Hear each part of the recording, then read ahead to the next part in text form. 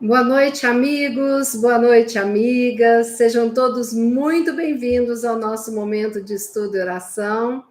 Estamos aqui mais uma vez reunidos em nome de Jesus, nesta noite linda, que a gente sente uma gratidão imensa por termos vencido todos os desafios para chegarmos aqui e fecharmos esse ciclo do dia de hoje que está terminando, mas também com muita esperança no coração, para recomeçarmos o novo ciclo a partir da 0 hora do dia seguinte, de amanhã, né?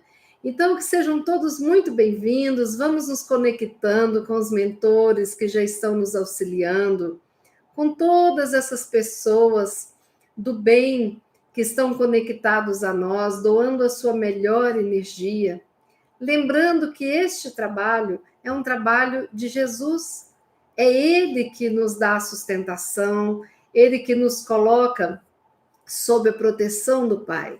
Jesus que nos conhece a cada um, rogamos a Ele as suas bênçãos, que durante esse estudo e oração todos recebamos as luzes de suas mãos divinas e que possamos também ter os nossos lares abençoados e que essas bênçãos se estendam para todos aqueles que nós amamos.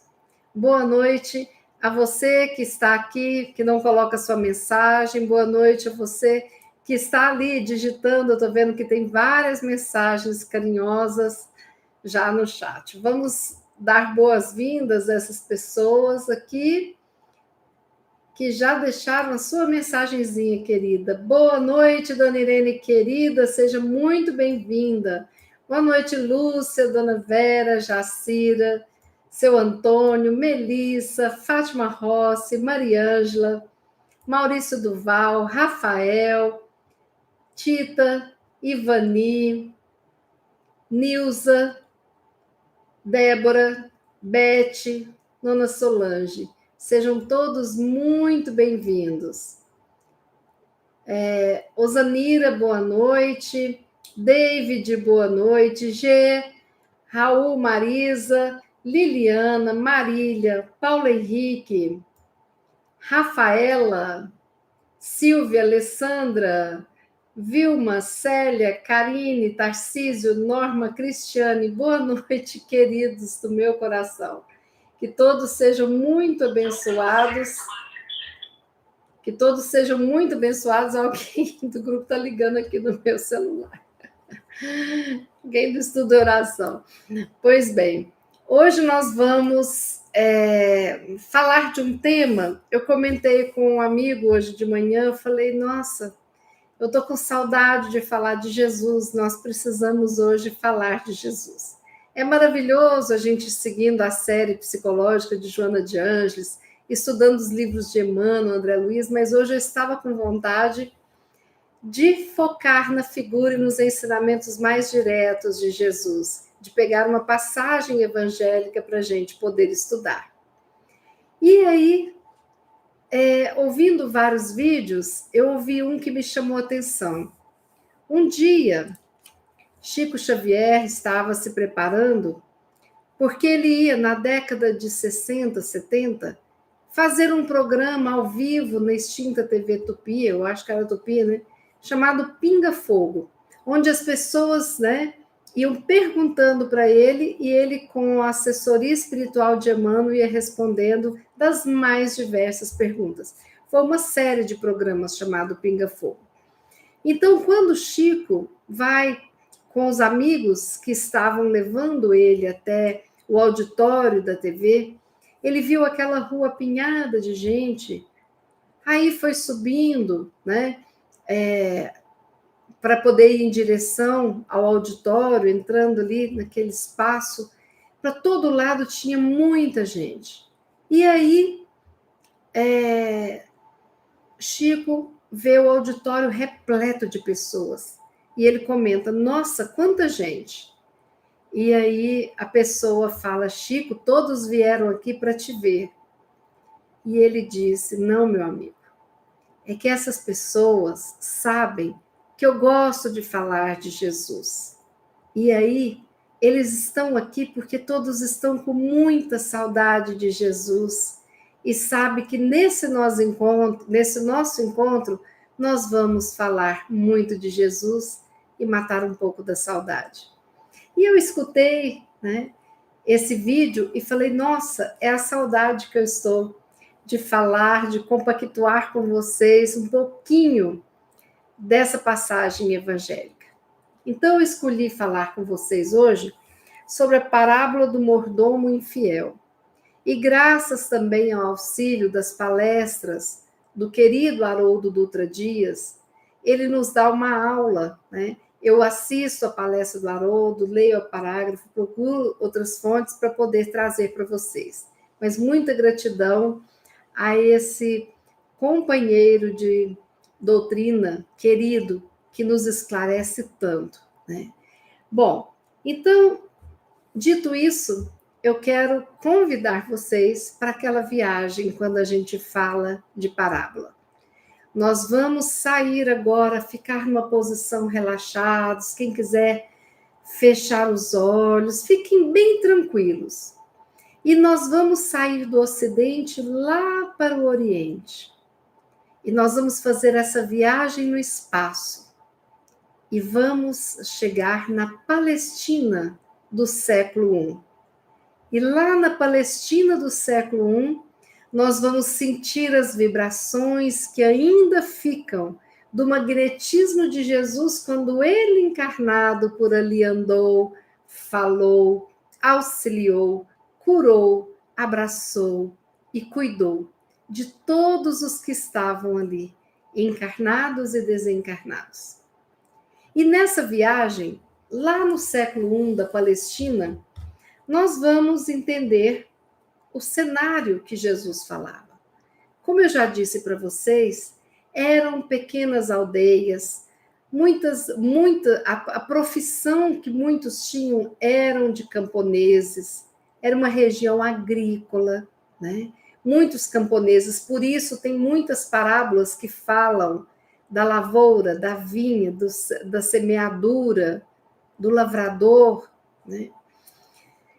E era para essas pessoas que Jesus falava, para os camponeses, para os pescadores, para os ferreiros, para aquelas pessoas simples do povo, que não eram escutadas, que não eram enxergadas pela elite dominante da época.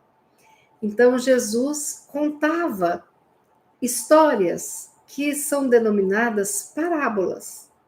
Mas só que em cada parábola, Jesus deixava um ponto de interrogação para a pessoa refletir.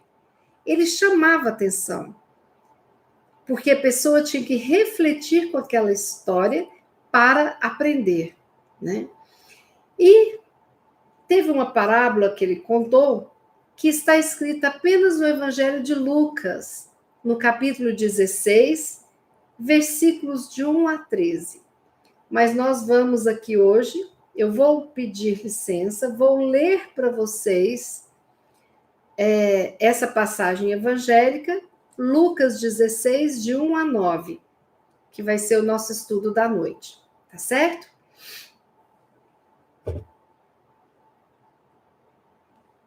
E dizia também a seus discípulos: havia um certo homem rico, o qual tinha um mordomo, e este foi acusado perante ele de dissipar os seus bens. E ele, chamando o mordomo, disse-lhe: que é isso que ouço de ti? Dá contas da tua mordomia, porque já não poderás ser mais o meu mordomo. E o mordomo disse consigo: o que farei, pois? Que o meu senhor me tire a mordomia? Cavar eu não posso, e de mendigar tenho vergonha. Ah, eu sei o que hei de fazer, para que, quando for desapossado da mordomia, me recebam em suas casas. E chamando a si cada um dos devedores do seu senhor, disse ao primeiro: quanto deves ao meu senhor? E ele respondeu: 100 medidas de azeite. E ele disse-lhe: toma a tua obrigação e assentando-te já, escreve 50. Depois disse a outro: E tu, quanto deves? Ele respondeu: 100 alqueires de trigo. E disse: Toma a tua obrigação e escreve 80. E louvou aquele senhor, o injusto mordomo, por haver procedido imprudentemente, porque os filhos deste mundo são mais prudentes na sua geração que os filhos da luz. E eu vos digo: granjeai amigos com as riquezas da injustiça, para que, quando estas vos faltarem, vos recebam nos tabernáculos eternos. Meio complicado, né? Quando a gente vai só pegar a parábola. Mas nós vamos agora destrinchar e entender que vocês vão adorar essa parábola e o ensinamento que Jesus quis contar e quis com que as pessoas refletissem para estudar. Bom, vamos então analisar a sociedade, né? A sociedade era o Oriente Médio, a região da Palestina, século I, a época de Jesus encarnado. O que era comum naquela época? Grandes proprietários de terras, eles alugavam pedaços das terras para agricultores menores. Esses agricultores menores eram arrendatários, certo? Então, os arrendatários alugavam aquela terra, né? E o pagamento desse aluguel, ele se dava após a colheita e entregava uma quantia fixa para o dono da terra. Então, era o preço do aluguel, X quantia do produto que ele estava plantando. Poderia ser X de azeite de oliva, que plantava as olivas lá, X de trigo, né? Mas, e se a colheita não fosse boa? Aí aquele pequeno produtor, ele saía no prejuízo e muitas vezes perdia quase tudo. Mas o preço era fixo, então quem nunca perdia e não entrava no prejuízo independente da colheita era o grande produtor, o dono das terras, certo? Então, esse proprietário, ele sempre lucrava. Os pequenos proprietários tinham sempre um risco, porque se houvesse uma catástrofe, tipo um incêndio, ou de repente uma chuva de granizo, ou um ataque de pragas, como de gafanhotos, ou qualquer outra interferência, o dono da propriedade não tinha nada com isso. Ele iria receber o aluguel. Quem arrendava a terra é que sairia no prejuízo, né? Então, aí, o que acontecia? Quando a colheita não era esperada, reunia-se as partes, o grande senhor de terras com os arrendatários, e discutiam e negociavam a forma de fazer o pagamento para tentarem diminuir o valor do aluguel, certo? Quem era o mordomo? Não é o mordomo que serve vinho na bandeja aqui ou que abre a porta da casa das pessoas milionárias, não. Era chamado de mordomo o administrador. Então, o dono das terras tinha um administrador, e esse administrador, ele escrevia e administrava os livros contábeis. E ali estava escrito quem pegou quanto de terra, qual que era o pagamento, que dia que pagou, que dia que vai pagar o restante. Toda a contabilidade da grande terra estavam nos livros contábeis que eram organizados pelo mordomo, que era o administrador, certo? Além disso, o mordomo, ele prestava assistência aos pequenos produtores. Ele negociava com eles diante dos problemas. Então, o mordomo, administrador, era o elo de ligação dos pequenos produtores para o senhor das terras. E esse elo de ligação, que fazia essa interseção, era importantíssimo, porque os pequenos confiavam nele e o grande também confiava nele, né? Espero que estejam entendendo até aqui. Bom, então sempre que a gente falar mordomo, é o administrador da fazenda, tá bom? Mas Jesus, nessa parábola, ele conta uma história meio esquisita, né? E que as pessoas que tinham isso na rotina, mesmo assim não entenderam direito o que Jesus estava querendo dizer com aquelas falas, né? Do mordomo ter sido pego sendo desonesto e de repente ele é mandado embora, mas aí ele também entra em contato com os pequenos produtores. Que rolo é esse dessa história, né? Que história complexa que Jesus contou. Bom, então vamos entender a história.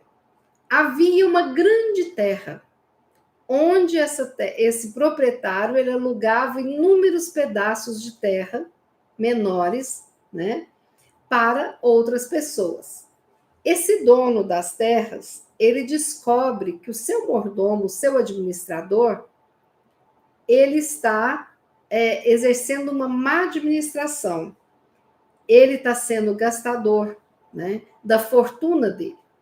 Então, ele chama esse administrador e o demite, e o deixa sem emprego, certo?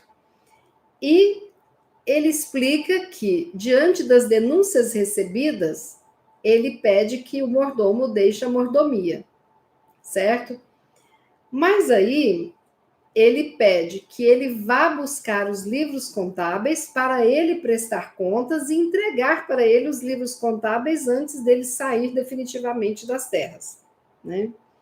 Porque ali, como eu falei para vocês antes, estavam anotadas as dívidas de cada um. Então, para que o próximo mordomo pudesse dar continuidade a esse relatório das finanças do dono das terras. E o mordomo pensa, né? Como que eu vou fazer? Eu vou ser mandado embora? O que eu sei fazer? Só sei fazer isso. Se eu for arar, eu não dou conta. É um serviço muito pesado.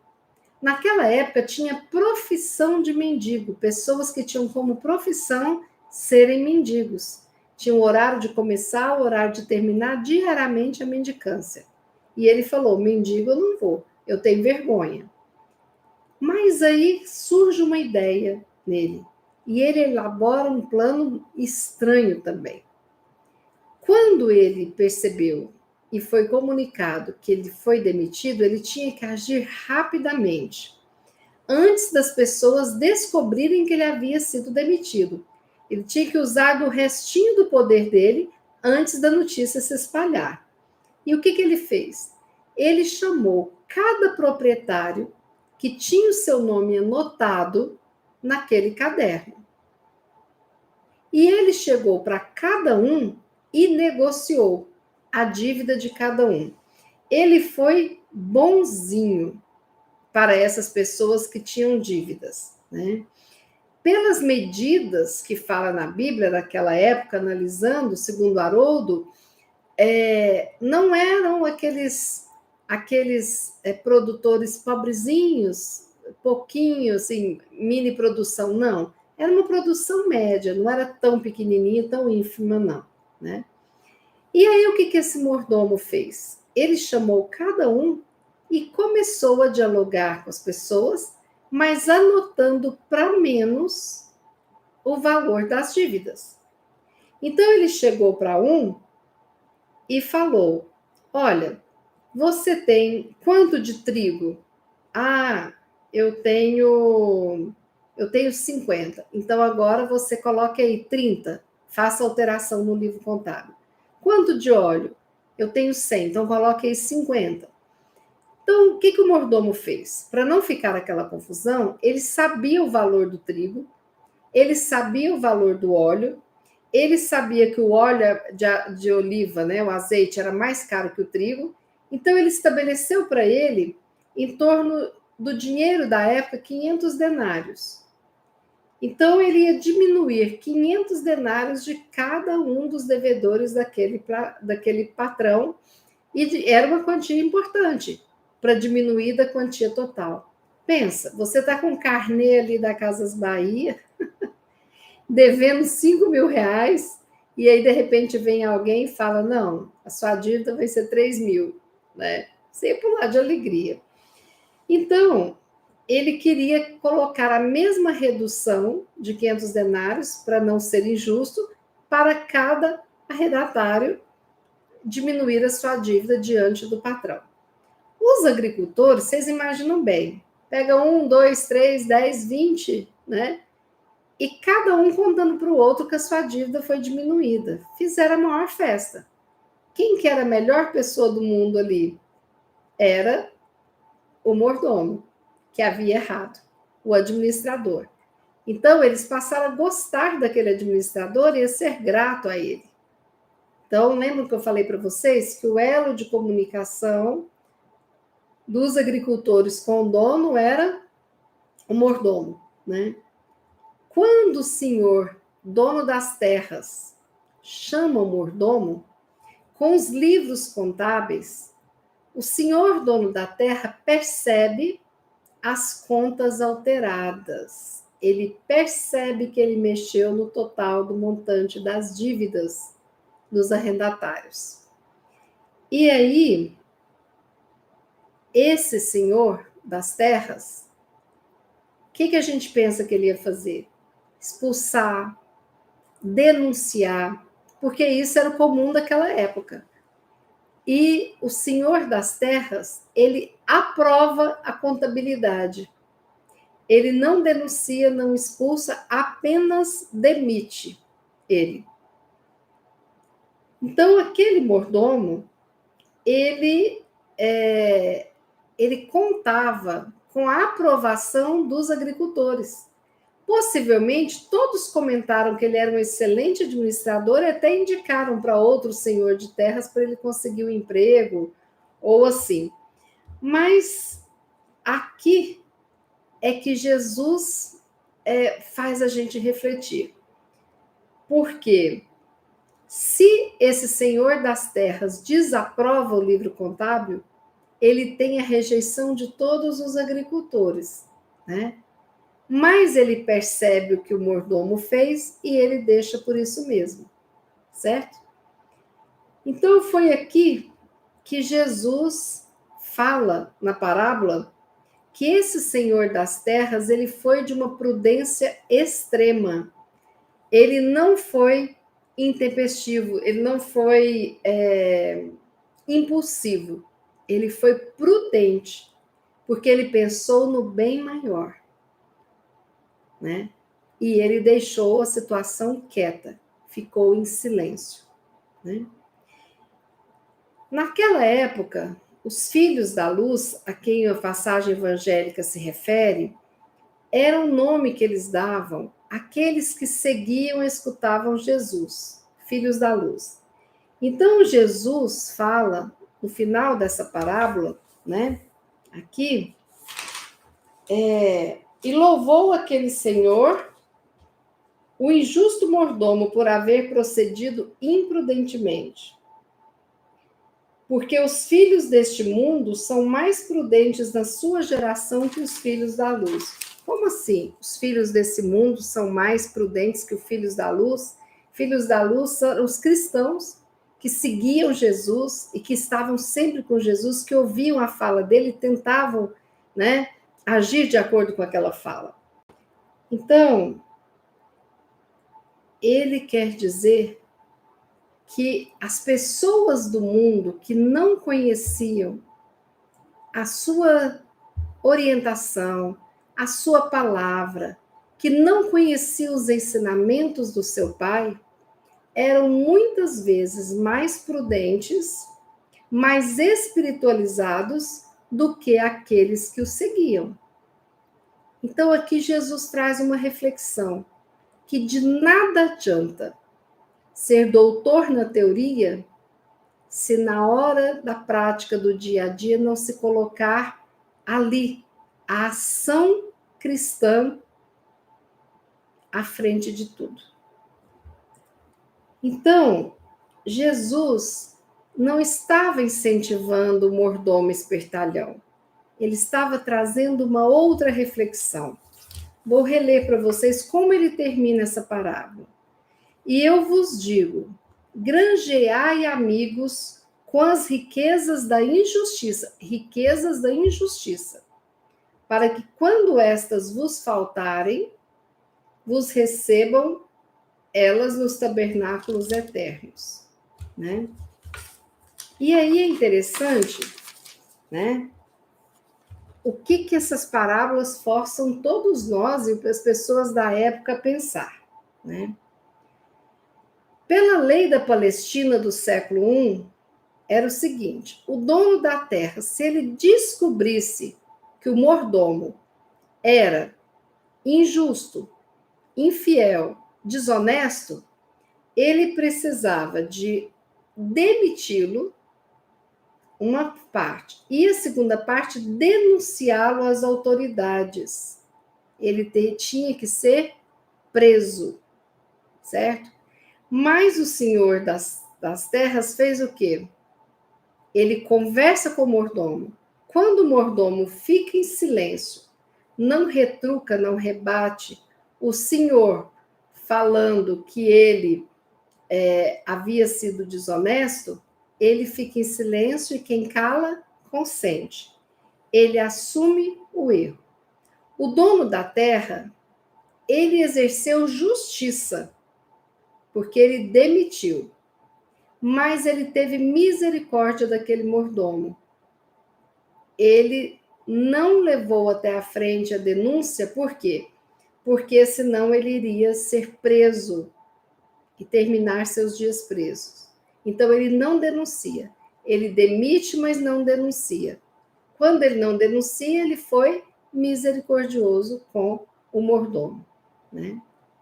O mordomo, que é um cara inteligente, já ficou claro aqui, ele percebeu ao longo da convivência, né, deste trabalho com esse senhor da terra, que ele era uma pessoa misericordiosa, que ele tinha misericórdia no coração dele. Então ele conta com a misericórdia desse dono das terras também. Então ele apostou nisso. O que ele fez? Como ele está sendo misericordioso de me demitir, mas ainda não me entregou para as autoridades, tomara que ele não me entregue para as autoridades. Então eu vou mostrar para ele que eu entendi a misericórdia dele e que vou também ser misericordioso com os devedores. E aí ele vai perceber, né, e se surpreender com isso. Então, o patrão, teve um ato de misericórdia com o mordomo, e o mordomo teve um ato de misericórdia com os devedores do patrão. O plano 1 era esse, que foi dando certo. O plano 2 dele era aquele que eu falei para vocês, né? Ele estava granjeando amigos naquela situação, ou seja, conquistando, fazendo amigos que poderiam depois ajudá-lo no futuro, né? Então, essa mensagem de Jesus, ela é mais profunda ainda. Porque se a gente for ver a história das nações, principalmente a história daquelas grandes civilizações, por que Roma foi aquele poderio todo? A Grécia, né? Por que esses países poderosos, né, o que eles têm em comum na história dele? Tem em comum na história que todos se ergueram à base de exploração, de roubos, de assassinatos, de escravidões. Não se crescia e formava o império de uma forma pacífica, porque o nosso passado reencarnatório é muito turbulento. A gente não sabia agir assim com a paz. Era tudo na base da guerra, da exploração e do mais forte vencendo, explorando o mais fraco, né?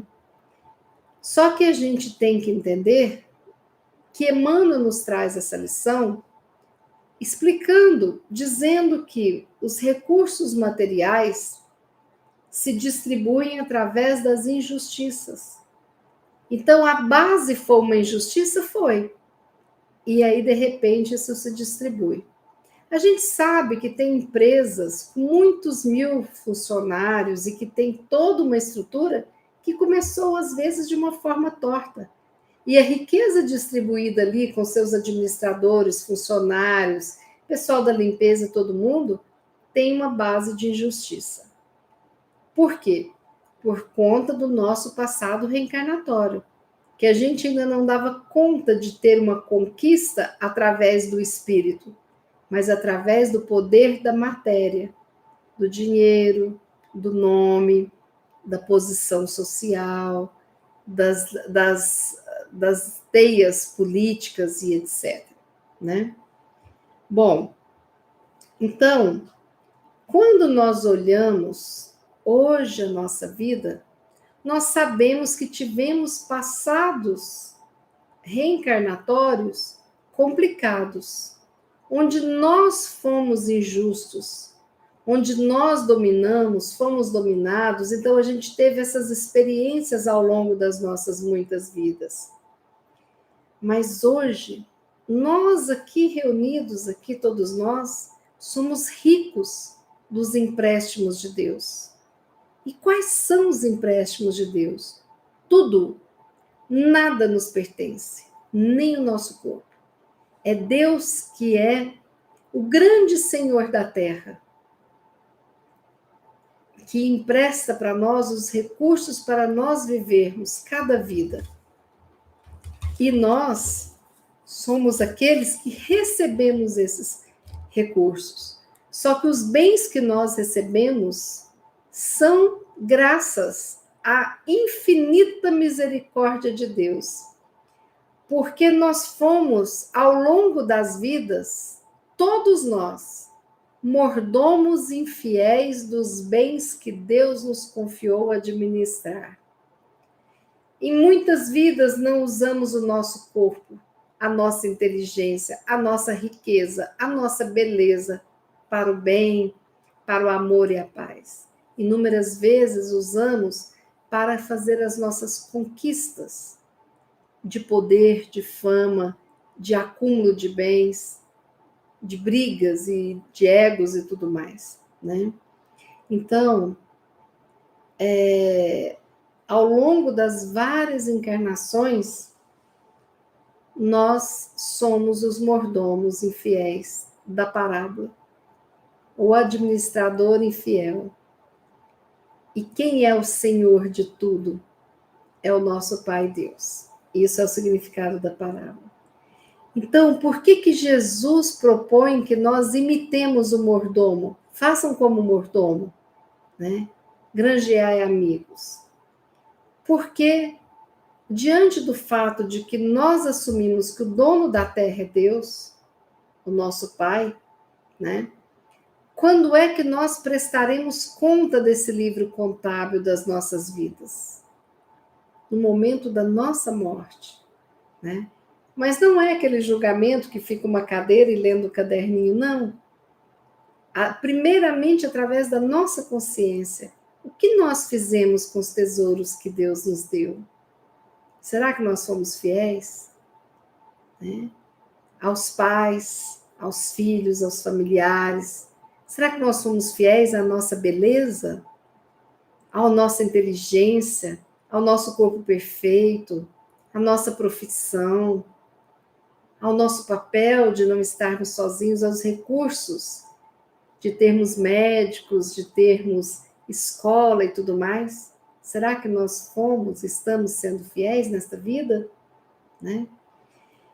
Então, no dia que desencarnarmos, nós vamos entregar tudo.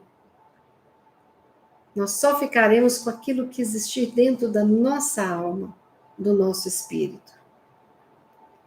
E nós só administramos tudo aquilo que recebemos. A vida, o corpo, tudo mais é empréstimo do Pai, que na realidade é dono de tudo. Então, o sofrimento, todo grande sofrimento, ele está vinculado há uma justiça divina. A gente não pode entender como, porque a gente não tem todas as respostas, mas nós temos que saber que qualquer sofrimento que nós estejamos passando, que estejam nos esgotando energeticamente, ou os nossos amigos ou os familiares, fases difíceis, nós estamos ali reparando erros nessa contabilidade divina. Não podemos precisar o que seja, né? Então, seja a fome, a dificuldade financeira, seja doença, seja solidão, seja a morte de um ente querido, tudo isso são resgates para tentar liquidar essa grande dívida que nós já adquirimos ao longo dos tempos em relação ao Senhor da vida. O que acontece quando nós intercedemos? Nós minimizamos a dor do outro. Quem é que intercede entre o pai e o filho? Né? Quem é que intercede entre o Senhor das terras e o lavrador? Seremos nós, os intercessores. Por isso que Jesus pede para a gente ser aquele mordomo. Quando ele diminui as dívidas de todo mundo, é interessantíssimo isso, né? Ele diminui o fardo, a dor de cada um daqueles lavradores ali. Quando alguém está passando, né? Eu tive há pouco tempo uma experiência que não foi fácil. Meu esposo passou por uma cirurgia muito grande, complicada, né? Em janeiro, então eu fiquei o mês todo sem fazer estudo oração, sempre nos vídeos. E hoje ele está maravilhosamente bem, graças a Deus. Houve intercessão comigo. Inúmeras intercessões de todas as partes. A principal delas, porque nós estávamos no auge de uma pandemia. Eu não podia sair no corredor do quarto para não contaminá-lo. Então, ficava presa ali no quarto, né, sem sair nem no corredor do hospital. E não podíamos receber visitas, porque era um risco para ele. E naquele momento, em nenhum instante, eu me senti sozinha. Em nenhum instante, eu me senti fraca. Porque muitos dos intercessores foram vocês que aqui estão nessa noite, acompanhando. E através da oração, né, todas as noites, um grupo de amigos, de irmãos queridos, fazia uma chamada de vídeo e oravam junto comigo.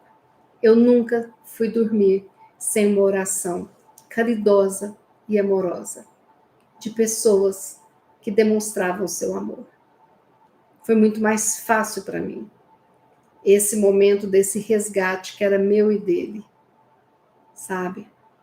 Então, quando a gente tem alguém que indica um médico e que fala, vai no doutor fulano e manda um bilhete, olha, indiquei para você fulano tal, por favor, cuide dele, é meu amigo tal, estou indicando o seu nome, e que aquele médico nos recebe com amorosidade, é uma intercessão que nos ajuda no momento de dor. Né? Quando alguém tem um diagnóstico difícil, uma ligação, se você precisar de algo, estou aqui. É uma intercessão. O que são as intercessões da vida? Somos nós auxiliarmos o outro a carregar a sua cruz. Então, quando a gente age com a caridade, se tem alguém que está num momento difícil de resgate, passando fome, e eu dou alimento para aquela pessoa, eu estou minimizando a dor alheia, através da caridade, da prática do amor. Então, nós podemos interceder com uma solidariedade material ou espiritual, moral. Né? Então, quando nós fazemos isso, nós diminuímos o débito do outro.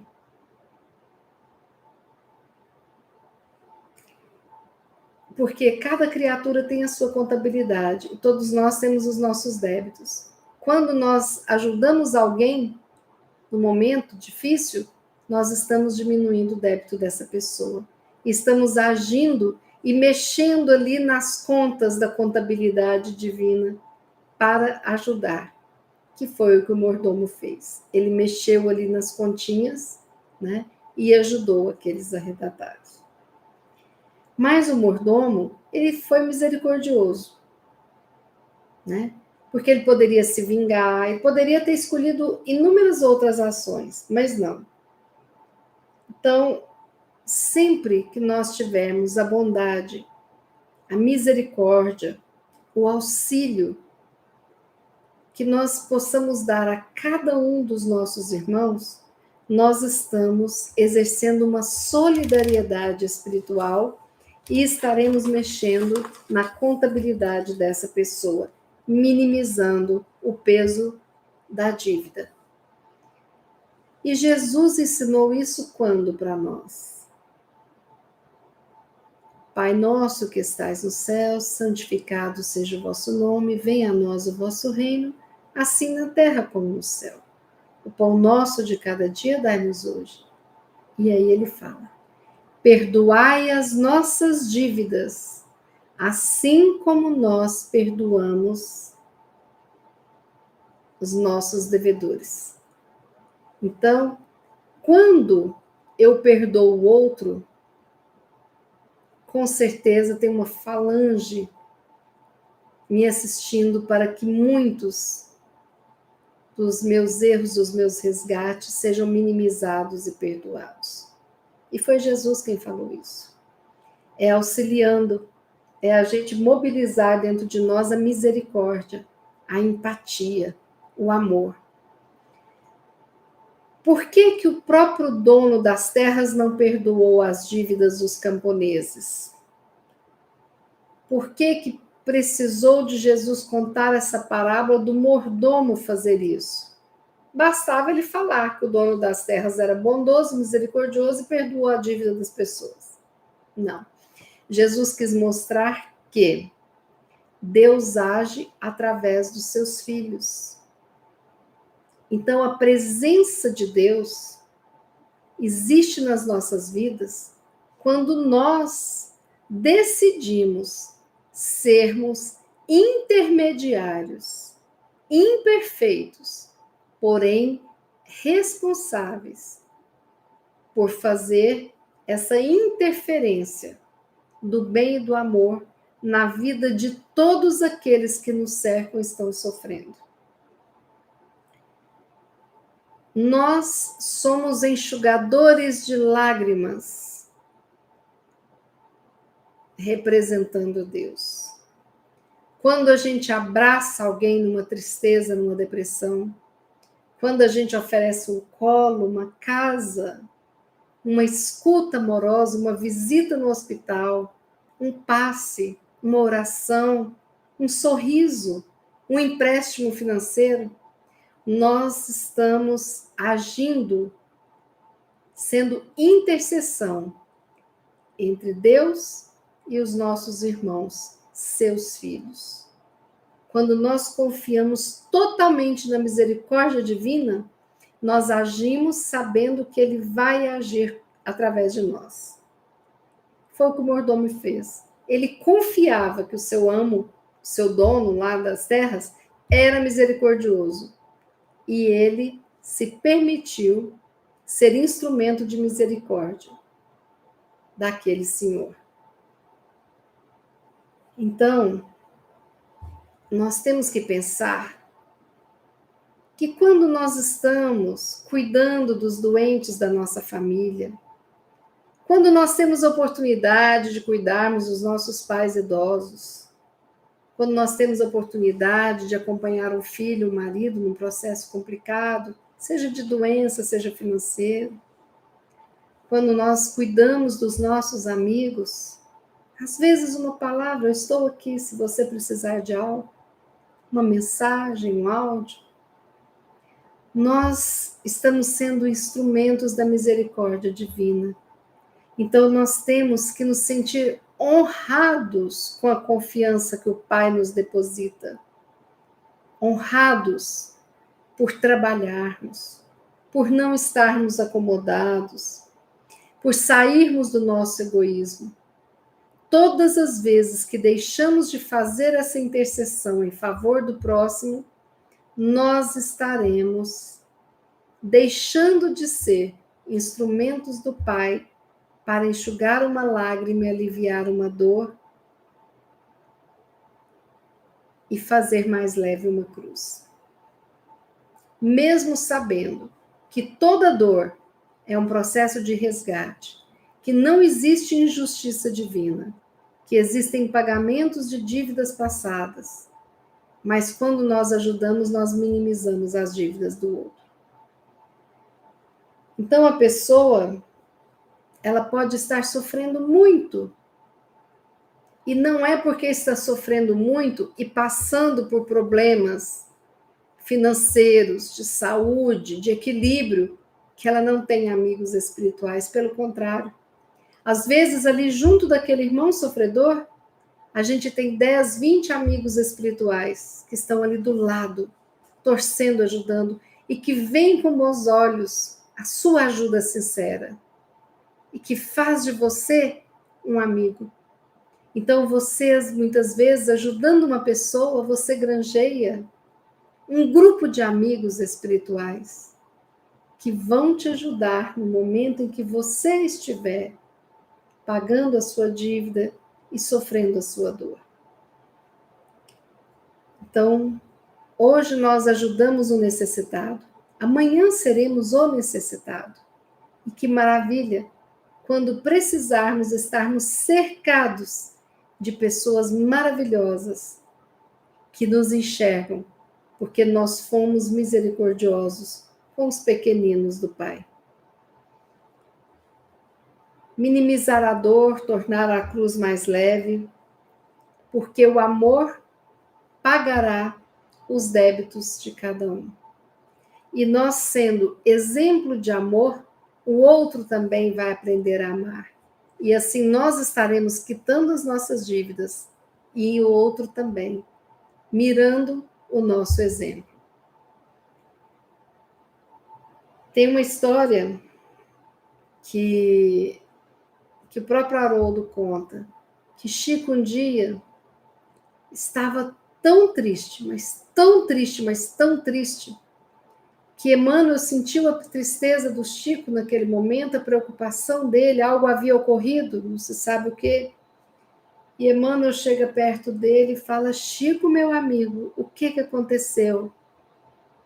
E Chico responde: Emmanuel, eu estou com uma sensação como se eu estivesse caindo de um prédio de 20 andares, sem chegar no chão. Aí Emmanuel fica pensativo, olha para o Chico e fala: Chico, meu amigo,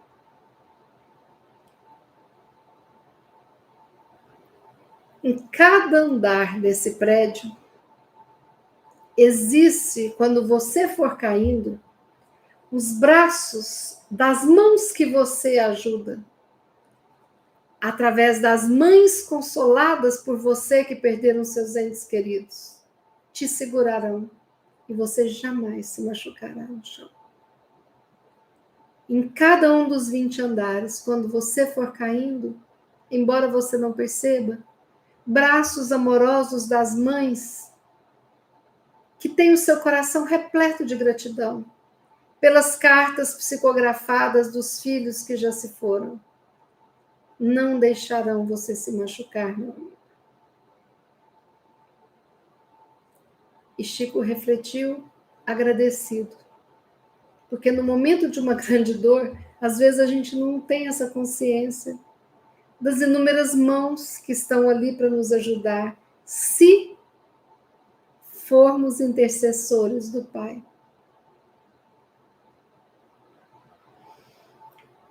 Então, mais um lembrete, nós somos todos imperfeitos, mas todos nós temos uma centelha divina, uma sementinha de luz, que é a presença do Pai dentro de nós. E isso se chama amor. Não tem aquele ditado que fala: os brutos também amam? Pois é. Os imperfeitos também amam. Nós podemos amar. E o amor puxa amor e puxa amor, e nós estaremos plenos de amor, ajudando todos aqueles que precisam dos intercessores do Pai para minimizar o fardo que faz com que a lágrima escorra nos seus olhos.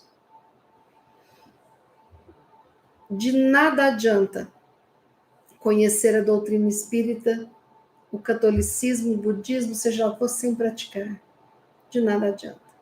É a prática que faz a diferença. De nada adianta um médico que não tenha prática. Como é que ele vai fazer uma cirurgia se 30 anos depois de formado ele nunca fez a cirurgia? Né? Tem que praticar. E o amor, como prática, se chama caridade. E qual que é o lema da doutrina espírita? Fora da caridade não há salvação. Então, Jesus, ele pede no último momentozinho da palavra, granjeai amigos, ou seja, façam amigos, né? E a gente faz amigos como imperfeitos, que foi o que o mordomo fez. Que mesmo se não desse certo, né, ali, a misericórdia que ele fez com o dono da terra, ele iria ter outros amigos para ajudá-lo nos momentos difíceis, que seriam os camponeses, né? Então, o que não falta é trabalho. Sejamos intercessores, trabalhadores do Pai, nessa seara maravilhosa que é este mundo. E eu não poderia finalizar esse estudo com a última fala de Jesus, granjeai amigos, sem lembrar, na atualidade, do nosso rei que fala: eu quero ter 1 milhão de amigos e bem mais forte poder cantar. Eu quero ter 1 milhão de amigos e bem mais forte poder cantar. Que nós nos lembremos disso. Vamos fazendo amizade através da nossa misericórdia, da nossa intercessão. E sejamos verdadeiramente presentes na vida uns dos outros. Este aqui é um momento que nós granjeamos amigos. Muitos de vocês eu não conheço pessoalmente, nem por vídeo, mas conheço o nome e conheço a energia. Então somos amigos, não é? Sigamos sempre assim, confiando, e que nós guardemos nos nossos corações essa parábola linda de Jesus, e que sejamos mordomos, imperfeitos, porém trabalhadores do bem. Deus não espera a perfeição para a gente fazer bondade nem nada. Basta abrir a porta do elevador, mesmo irritado, mal-humorado, azedo, aquela já, abertura de porta já ajuda alguém que chega com um andador, uma bengala, sabe? O bom dia respondido para alguém solitário já é bacana. E tantas outras coisas maravilhosas para a gente fazer. Então, que nós possamos granjear amigos e fazermos o bem. O mundo precisa de amor. Nós precisamos de amor. E temos as nossas dívidas aí para serem pagas. Que possamos escolher o amor como moeda para poder pagar toda a nossa ingratidão pelos bens que nos foram ofertados ao longo dos séculos das nossas vidas, pelo grande Senhor, Deus nosso Pai. Essa era a mensagem que eu queria trazer para vocês na noite de hoje. Eu espero que tenha dado para matar um pouquinho a saudade de Jesus, falando um pouquinho mais desse tema, né, que lembra a época que ele estava aqui encarnado. E agora nós vamos fazer a nossa prece. Não pensando no Jesus sentado lá na cadeirinha do céu, não. Vamos imaginar ele aqui na nossa frente, para que a gente possa fazer a prece para ele, sentindo a sua energia. Porque Jesus que disse que onde houvesse 2 ou mais pessoas reunidas em seu nome, ali ele estaria. Jesus está no meio de nós. Fechemos os nossos olhos, vamos respirar com tranquilidade para fazermos a nossa prece.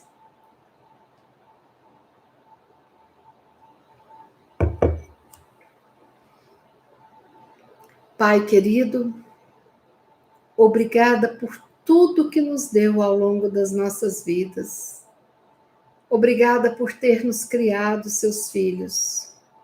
Obrigada por ter deixado o seu filho querido Jesus cuidar deste planeta em que nós fomos designados a nascer e renascer e viver aprendendo as tuas leis divinas.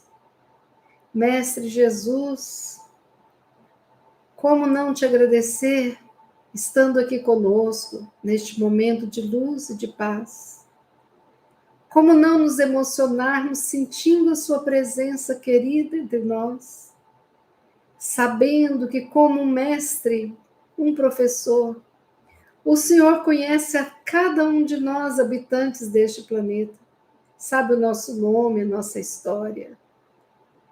E nós temos plena certeza, Jesus, que o Senhor cuida de nós incansavelmente.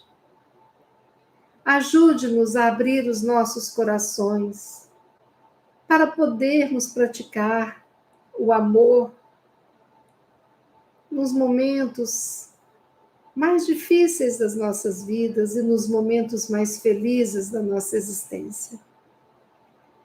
Ajuda, Jesus, que o nosso coração se expanda de luz, como o Senhor nos ordenou, que brilhe a nossa luz. E que nós possamos receber de Ti neste momento as melhores energias luminosas para equilibrar a nossa mente, o nosso corpo, a nossa alma. Que o Senhor possa abraçar todos nós, Jesus, com esse amor incondicional, mas que o Senhor possa ninar todos os nossos irmãos encarnados e desencarnados que necessitam tanto de Ti neste momento, cujas lágrimas escorrem pelas faces, endurecidas pelas dores materiais e espirituais. Cuida de cada irmão, Jesus. Cuida dos nossos lares, dos nossos afetos, mas principalmente, Jesus, aqueles que não conseguem te enxergar, nem te aceitar. Aqueles que não conseguem praticar nada mesmo dos teus ensinamentos. Para nós que já sabemos da tua existência, que buscamos aprender sobre ti, dai-nos a claridade da fé e da razão, para que possamos conseguir colocar em prática os ensinamentos que recebemos. Leva, Jesus, saúde aos corações desolados pelas doenças. Leva amor, Jesus, para todos os seus filhos cansados das dores. E esperança, sabendo que estamos no mundo, numa era de transição, para dissiparmos as trevas deste planeta maravilhoso que nos acolhe. Mãe Santíssima, com o seu coração generoso, envolve todos que aqui estão neste momento, dando força, fortalecendo a fé e o amor. Que o nosso mundo terra, todos os países sejam abençoados, assim como o nosso querido Brasil. Que cada lar deste mundo seja visitado por essa luz divina, com o nosso Pai, abençoando todo o universo, que existe como nossa morada. Dai-nos uma noite de descanso e dias de força, fé, tranquilidade, esperança e paz. Com essa prece, nós finalizamos o nosso momento de estudo e oração, dizendo que assim seja.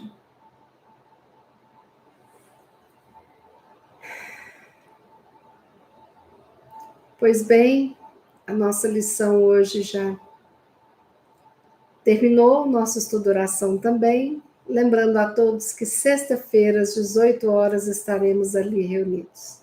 Quem gostou da lição de hoje, dê um like, ajude o nosso canal. Pode compartilhar os vídeos com os amigos, basta entrar no nosso canal no YouTube e compartilhar, como se compartilha os outros vídeos, se achar que possa ajudar alguém. E se inscrevam no nosso canal, porque se nós tivermos 1000 inscritos, facilita muito, a gente pode ter muitos recursos benéficos. Eu agradeço de coração a presença de cada um de vocês, cada energia maravilhosa doada, cada presença, cada confiança, cada alegria pelo nosso reencontro das quartas-feiras, das segundas e das sextas também, não é mesmo? Que Deus nos abençoe, nos fortaleça, nos ilumine, que todos tenham uma noite maravilhosa. Até sexta, 18 horas, se Deus quiser, e Ele há de querer. Boa noite, amigos e amigas.